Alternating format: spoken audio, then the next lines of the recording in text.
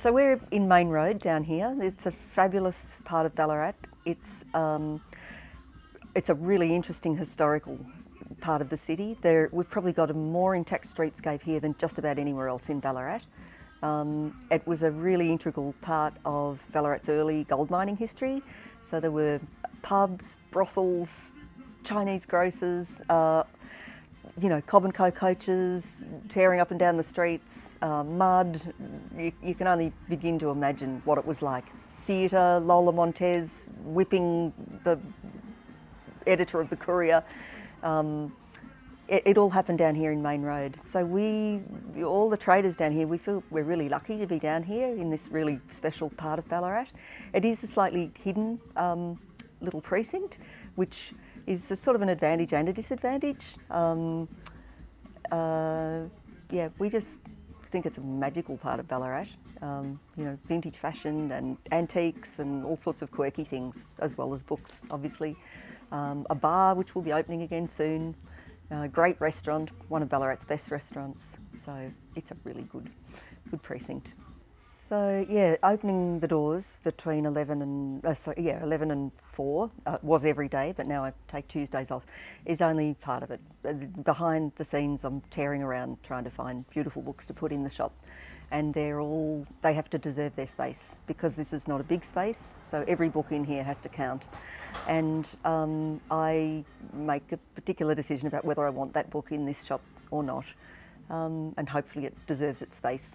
So yeah, I go to book fairs, auctions, I visit people's homes and buy books. Sometimes I advertise for books, and it can be quite difficult to find the right sort of books to put in the shop. But it's really good fun too.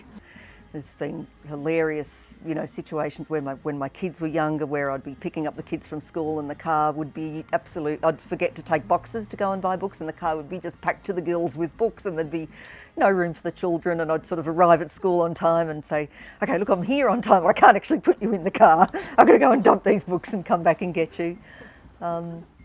So yeah, wrangling books is part of the job. I started the shop in 2001. It was called Buninyong Books. It was in the little township of Buninyong, gold mining township down the road. And I operated there for about 7 years, and then moved to Ballarat and changed the name to The Known World, and operated in Sturt Street for 8 years. Then had a little break and opened another shop in Linton, and I was there for about a year, I think, and then opened this shop here in Main Road.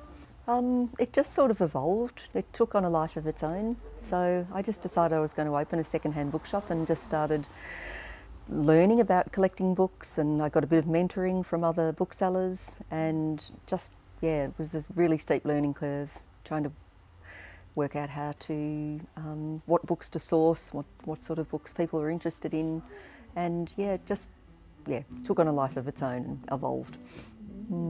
I just like strange, quirky, eclectic things that actually don't have any value. So I just gather them and strew them around,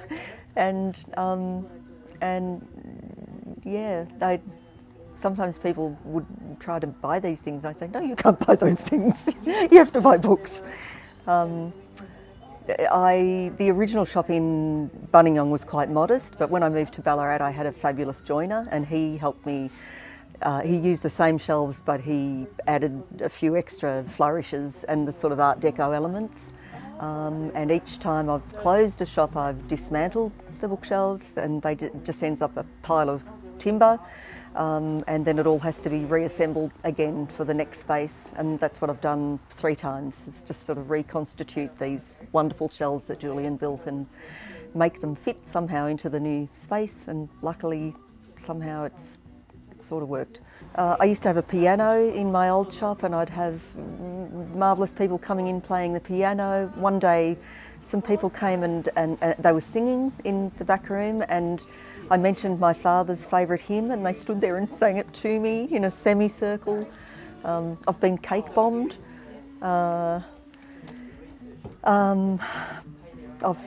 found amazing things in books that have nothing to do with books, like a snake, a baby snake. Yeah, it's mostly the people coming in that give the place its character, I think. It's the customers. Some really wonderful, interesting people, and that's why I would never do this from my garage or shed, because I love that contact with my amazing customers. We've talked about the Harry Potter, and it's true, there are all these funny little hidden corners. You know, there's a little staircase around the corner there that leads down to a funny little room downstairs, and people don't even realise there is a downstairs room. So it's got all these funny little corners. There's a wonderful children's section with a stool in there that kids can sit down there, and I don't mind if they sit there all day. They can, you know, they can sit and read there. I've got a wonderful customer who is really does support the shop, and he said something recently along the lines of a little piece of brilliance in this universe. And I said, could I quote you? And he said, yeah, sure. So I'm going to get that put across the front of the shop and, you know, quote Aaron. Yeah, and I want to ride on one of those brooms and do the whole Quidditch thing. I think I'd enjoy that.